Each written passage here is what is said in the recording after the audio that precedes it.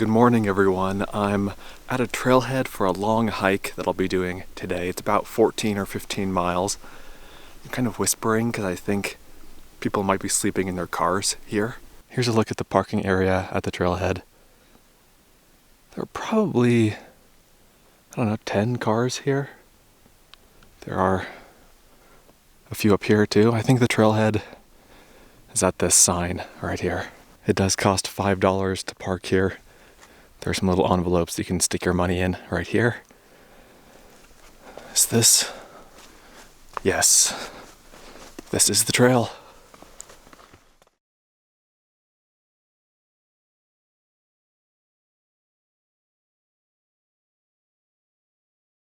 I'm getting a fairly early start. It's about 5 minutes before sunrise still, and it's cloudy, it's overcast, so it's even darker than it otherwise would be. This hike, I think it's either 14 or 15 miles.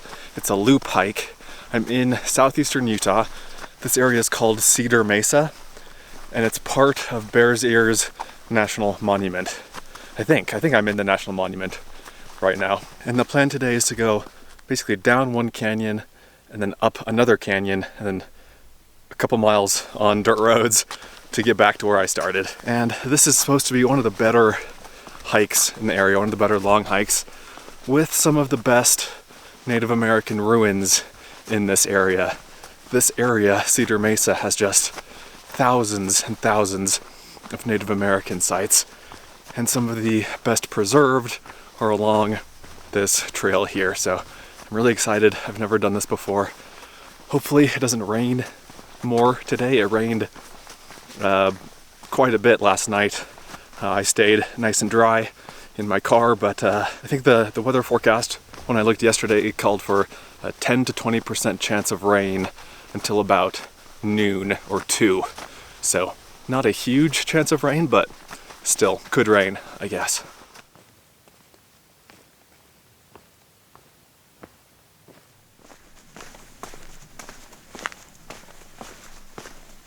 A lot of people do this hike as a 2-day backpacking trip, just to split it up, make it a little bit less strenuous, but I'd rather do it as just one long day hike. That way you don't have to carry all the backpacking gear and extra food and water, and it's just easier overall, less effort overall.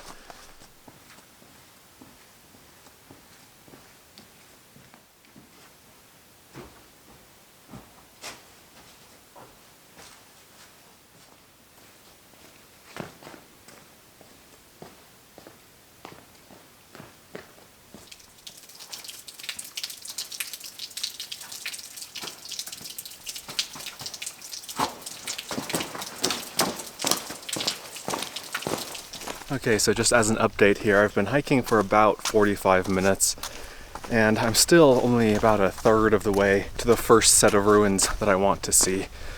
And at first the canyon was just kind of, it was pretty, but nothing spectacular, but it's starting to be pretty awesome. Like, look at this in front of me here. The canyon's getting deeper. There's a little bit of water running through it from the rain last night.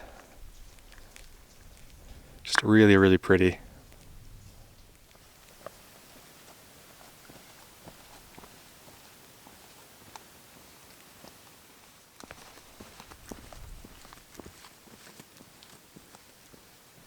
Alright guys, been hiking for about 2 hours. I've gone about 5 miles. The canyon is much deeper. Like, these walls behind me now are at least a couple hundred feet high, I would say. Very deep and dramatic canyon, and I've just gotten my first look at the first ruins that I'll be visiting today. Let me show you them up here on the side of the canyon. Okay, so here's the view straight ahead of me, and if we zoom in, can you see the ruins there? Like, look at this. Where are we here? Okay, right here there's a little stone wall, and then looks like there's something else over here maybe. Let's go take a closer look.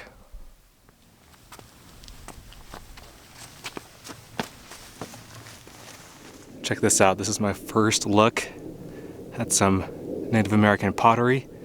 These potsherds were just sitting on the rock here. This one has a little bit of a pattern to it. And this looks like a worked piece of stone flaked off of a larger piece. Cool, I expect we'll see quite a bit of this today. All right guys, I've reached the ruins and this is just a spectacular place. Let me show it to you. So this is the main attraction here. This is called Perfect Kiva. And kivas are circle shaped, they're round meeting places or ceremonial places for Native Americans. Then we have this beautifully preserved building right here. And then behind me there are several other smaller buildings. And several other little things I want to show you guys, but let's first take a look at this. And the cool thing about this place is that you can actually go down in here. There's a ladder.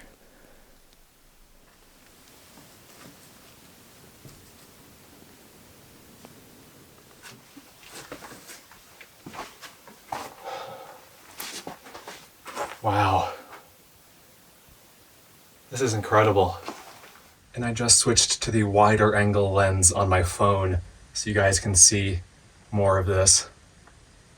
Wow, I mean the walls still have some mud or plaster on them. There's still a full wooden beam ceiling here. It's small, it's smaller than I thought it would be. It's maybe 10 or 12 feet across. I'm 5'11", so 6.5 feet high maybe. And here's a closer look around the Kiva, around the little room here.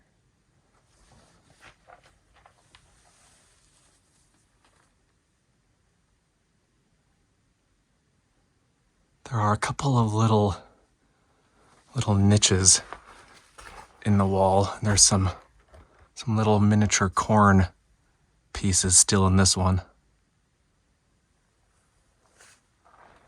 There's a small grinding stone right here, again with some corn on it.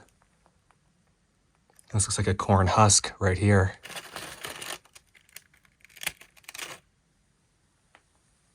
Just incredible.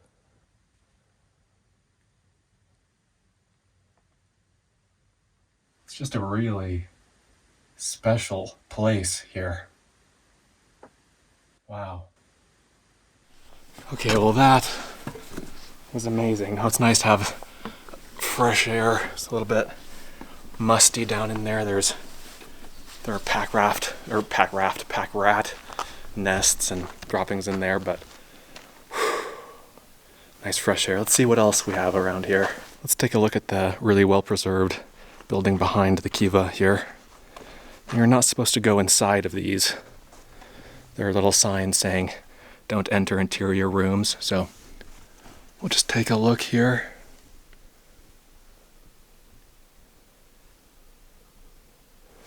Got a hole in the ceiling for ventilation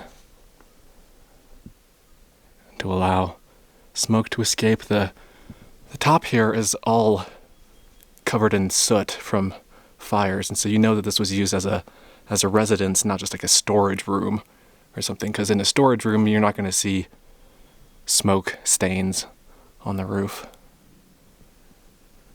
And then this looks like a little hearth, maybe. You can still see the wood above the door and the ends sticking out.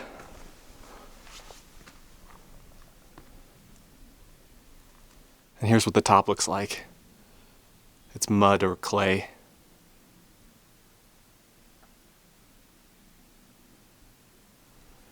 And there are some petroglyphs and pictographs here. Not too many. Some interesting colors though. You don't see the yellow too often.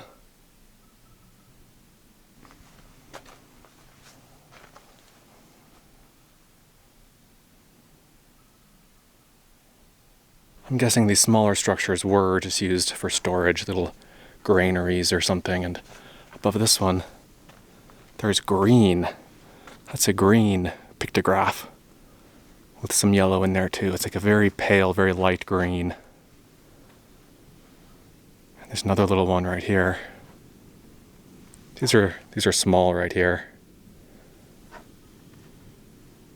And then there are some large stones here that were used as grinding stones.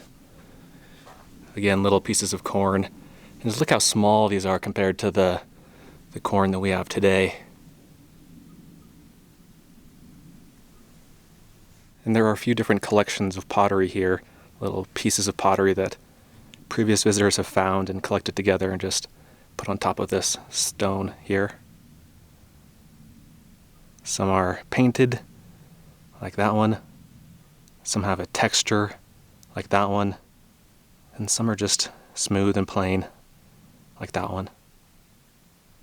And look at all of these grinding grooves over here on this rock. Imagine sitting here, grinding your corn, looking out at the view. So this dates back to probably around 1200.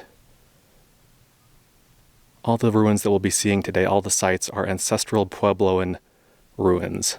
The people that used to live here are called the ancestral Puebloan culture, or the Anasazi culture. My understanding is that Anasazi is not the preferred word, because it's a Navajo word meaning ancient enemy. I will be referring to this as the ancestral Puebloan culture. That seems to be a common thing to call these people here. And they really flourished from about 800 to 1200, although they were around much longer than that. And it's believed that they abandoned all of these villages because the climate changed. It just became very, very dry. There were years and years of drought here, and so they couldn't grow their crops, they couldn't get water, so they moved on to greener pastures, so to speak.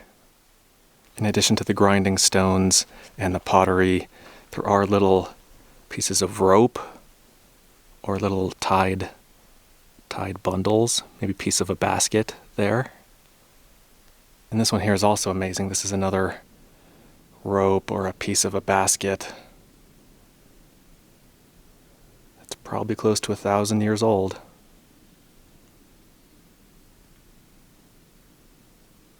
Got some hand pictographs here. There's mine for scale. I have pretty big hands, and so I'm guessing that these were still made by an adult.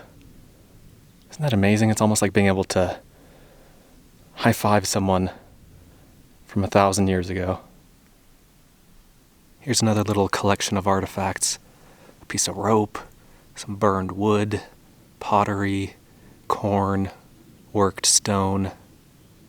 So really, I mean, I could spend all day just sitting here and looking at the rock art and just taking everything in, examining every little rock, every little piece of mud here, but gotta hit the trail, gotta keep going. This is the first of 3 main things that I wanted to see today. The second one, I think, is basically just around the corner here, so it's not too far away.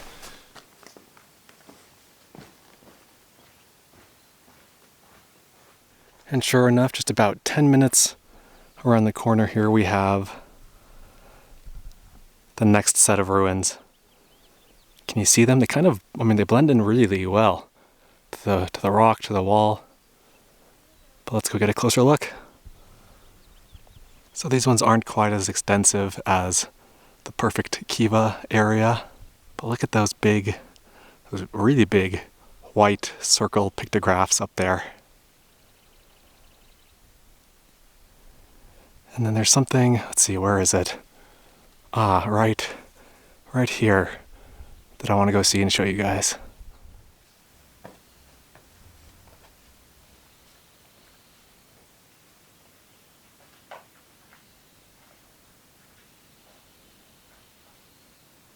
Okay, so this is the main thing to see here. This is called Jailhouse. This ruin is called Jailhouse Ruin for obvious reasons. It looks like to us this was a little jail cell, but that's probably not what it was originally used for. But that is so neat that that window is just in perfect condition. This is the wall with that window, and you can see there's a room back in there. And then little storage area. There used to be a wall right here. And then this is really neat, this pattern.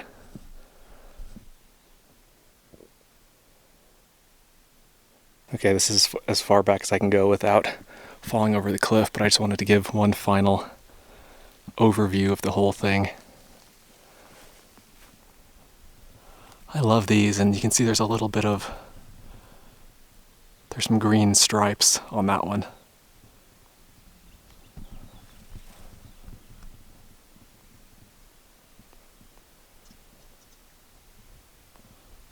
There must have been a ladder of some sort to get up there. Unless it was just like a permanent storage area, maybe they wouldn't have wanted a ladder to get up there.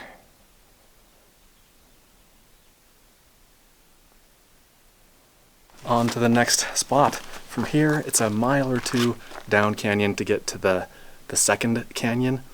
Between here and there are a couple of small ruins, nothing crazy. And then the third major thing that I wanted to see today, once I get to that other canyon, I need to turn right and go up that canyon a ways, and that thing that I want to see is up in there.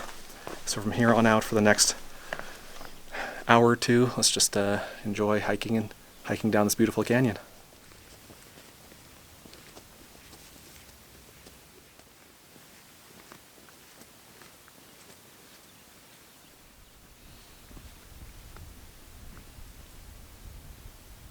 Alright, so it's an hour and 20 minutes after leaving Jailhouse, and it's time for some lunch, time for some snacks. I've stopped here right below another set of ruins. I don't think they're super spectacular, so I'm not going to go up there. But there's a wall right there, and looks like a room of some sort on the right. And then further to the left, another little wall.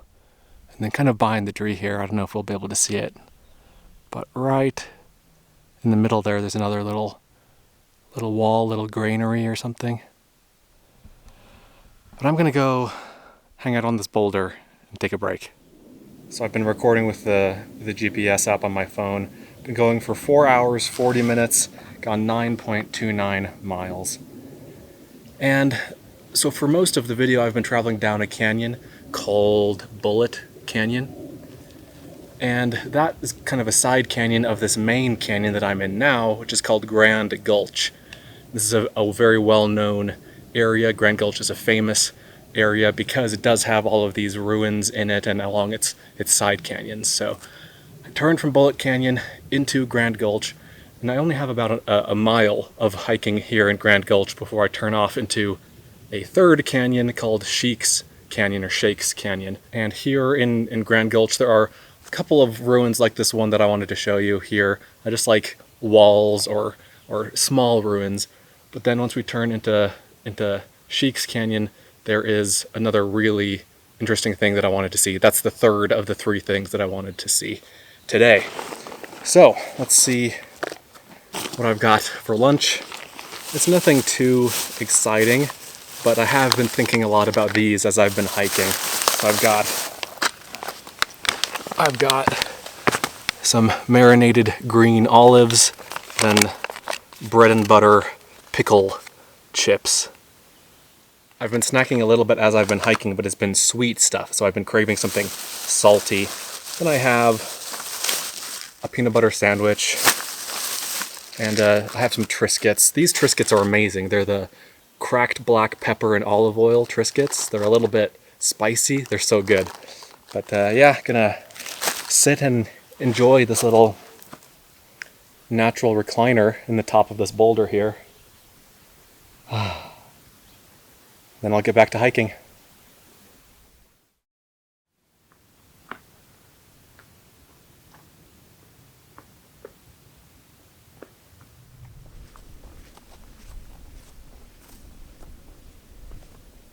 Okay, it is now 1 o'clock in the afternoon. I've been going for about 6 hours now, and I turned from Grand Gulch into the third and final canyon, this little side canyon called Sheiks Canyon.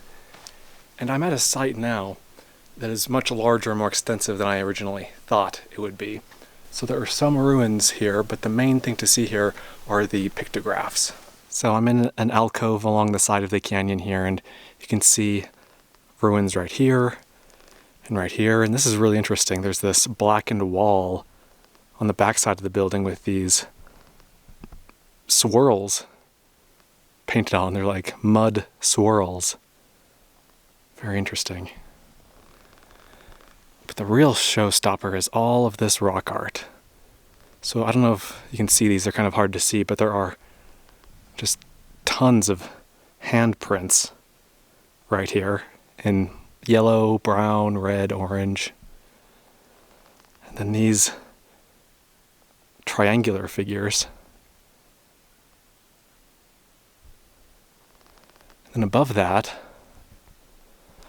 there are some more structures. You can see the walls here and over here. And then more rock art. Kind of in the shadows there, more triangles. And then behind me, so you can walk along this ledge here, but then like 15 feet above the ledge there, I don't know if you can see them from here, I'll show you more in a minute, but there's rock art like almost on the ceiling of this alcove over here. So really extensive area, thousands of images here. Let me show you a few of the best ones.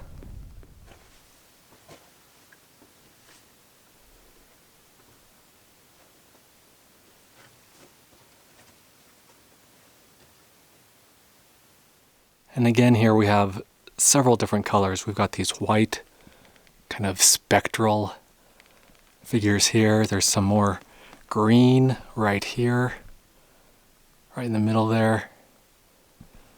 And then again, directly above my head, 15 feet on the ceiling, basically, is more rock art. I have no idea how they got up there.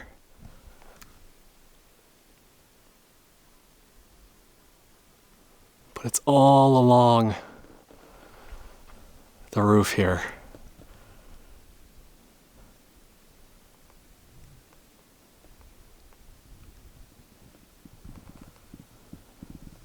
It's amazing. And on the far right side of the cave, there are even more up on the ceiling.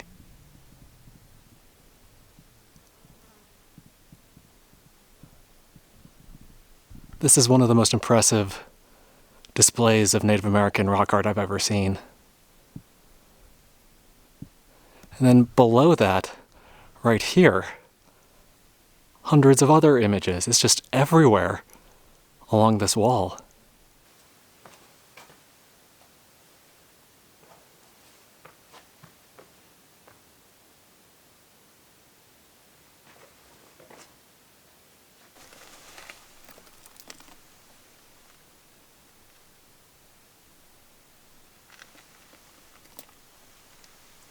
This is called the Green Mask site. There's a very famous pictograph that's here called the Green Mask.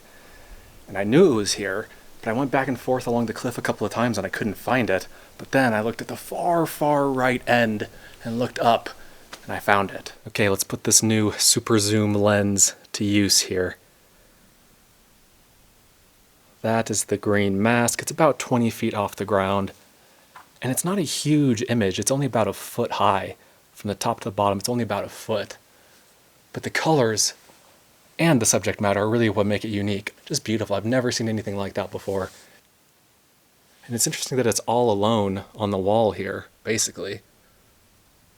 There are hundreds of images off to the left side, out of frame here that I've shown you, but this one is just all by itself. And actually, a real-life mask that looked very similar to this was unearthed. I think it was in Arizona, but it had these colors and looked very similar to this one. So just a really fascinating little image and just a really special place in general here. Okay, I think I've set up the camera so that I can get the mask at the very top part of the frame of the image here.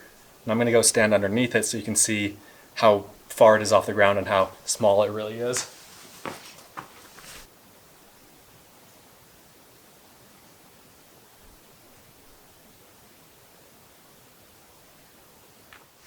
Oh, I'm tired. It's only 1:30, but I've been up since 6. I've hiked 12 miles. I still have I have a few more miles to go up this canyon, 3 or 4 more miles, and then that'll bring me to a trailhead and a parking area. But my car is still at the other trailhead. So from that trailhead, I'll need to walk another 3 miles back to my car. So I have, I don't know, 6, 7 miles left to go. There are a few other small ruins in this canyon as I'm on my way out here.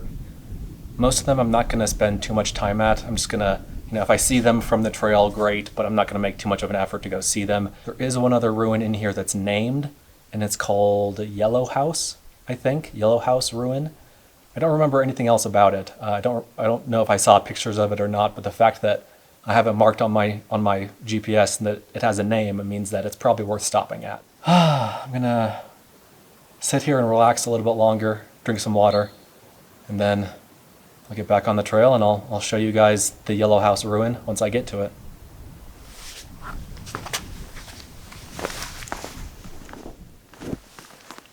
And this is Jailhouse.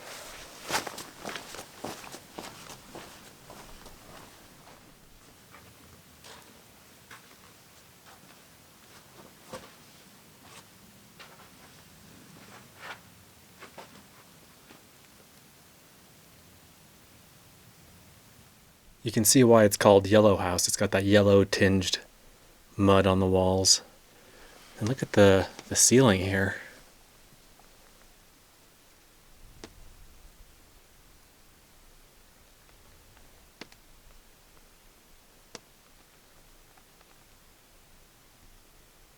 It's been raining off and on for the last 45 minutes or so. At one point I had to take shelter underneath a tree to get out of the rain. Sometimes the rain is heavy, sometimes it's not. I think I'm going to end this part of the video here with just me waiting out the rain in this really special place. Surely people have used this alcove, this overhang, this area here to wait out rain for thousands of years.